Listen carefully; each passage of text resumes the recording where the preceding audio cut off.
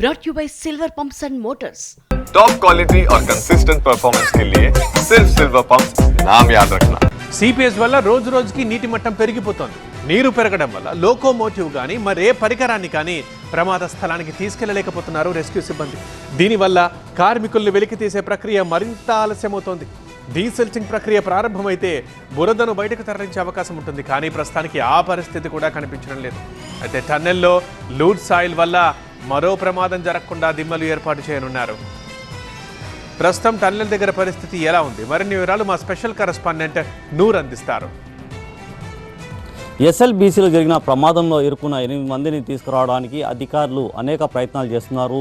NDRF, SDRF, navy, army అధికారులను కూడా రంగంలోకి దింపారు. కానీ ఇప్పుడు కొత్తగా జియాలజీ డిపార్ట్మెంట్ని కూడా రంగంలోకి దింపిన పరిస్థితి. వాళ్ళైతే ఏకంగా బురద, మిట్టి, వాటర్ని కూడా శాంపుల్గా తీసుకెళ్లారు. ఆ రిపోర్ట్ వచ్చిన తర్వాత ఏ విధంగా రెస్క్యూ ఆపరేషన్ చేయాలనేది కూడా ఒక కొలికి రాబోతుంది. గత 4 రోజుల నుంచి జరుగుతున్న రెస్క్యూ ఆపరేషన్లో ఇంతవరకు అధికారులకి ఆశించిన స్థాయిలో ఎలాంటి ప్రయోజనం లేకుండా పోయింది. అక్కడ లోపల 12 కిలోమీటర్ల వరకే లోకల్ ట్రైన్లో ట్రావెల్ చేయగలుగుతున్నారు. అక్కడి నుంచి అక్కడ ఏదైతే పరిస్థితులు ఉన్నాయో అవి అత్యంత ప్రమాదకరమైన సిచ్యువేషన్లో ఉన్నాయని కూడా అధికారులు అయితే చెప్పొస్తున్న పరిస్థితి.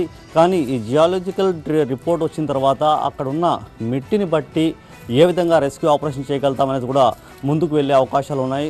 ప్రస్తుతం అయితే లోపల నిన్న సాయంత్రం వరకు అయితే ఒక చిన్న జేసీబీని లోపల పంపించారు. అక్కడ ఉన్న మిట్టిని తీస్తే ఏ విధంగా పరిస్థితి ఉంటుంది, ఏదైనా మిట్టి తీసే సమయంలో పైనుంచి ఏదైనా మిట్టి కూలిపోతే అలాంటి పరిస్థితిని ఏ విధంగా ఎదుర్కోవాలనేది కూడా అధికారులు అయితే ప్రస్తుతం అక్కడ అంచనాలు వేస్తున్నారు.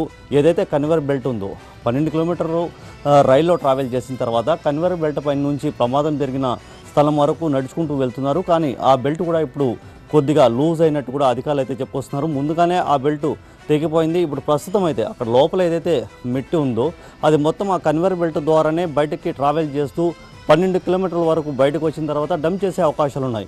కానీ ఇప్పుడు ఆ బెల్ట్ కూడా లూజ్ అయిపోయింది కాబట్టి ఇప్పుడు అధికారులు లోపలికి వెళ్తే ఏ విధంగా ఘటనా స్థలం వరకు ట్రావెల్ చేయగలుగుతారు, ఏ విధంగా రెస్క్యూ ఆపరేషన్ చేయగలుగుతారు, ఏ విధంగా ఆ మెట్టిని బయటకు తీసుకొస్తారనేది కూడా ఇప్పుడు అనేక ప్రశ్నలు అయితే తెరపైకి వస్తున్నాయి. కానీ మొత్తం వ్యవహారంలో గత 4 రోజుల నుంచి చేస్తున్న రెస్క్యూ ఆపరేషన్ అధికారులకి ఆశించిన స్థాయిలో అయితే లాభం జరగలేదు. కానీ ఈ రిపోర్ట్ వచ్చిన తర్వాత ఏ విధంగా ఈ రెస్క్యూ ఆపరేషన్ తీసుకుని ముందుకెళ్తారనేది ఒక చర్చనీయాంశంగా మారిన పరిస్థితి. ఎస్ఎల్బీసీ టన్నెల్ నుంచి కెమెరామెన్ యశ్వంత్, నూర్ మహమ్మద్.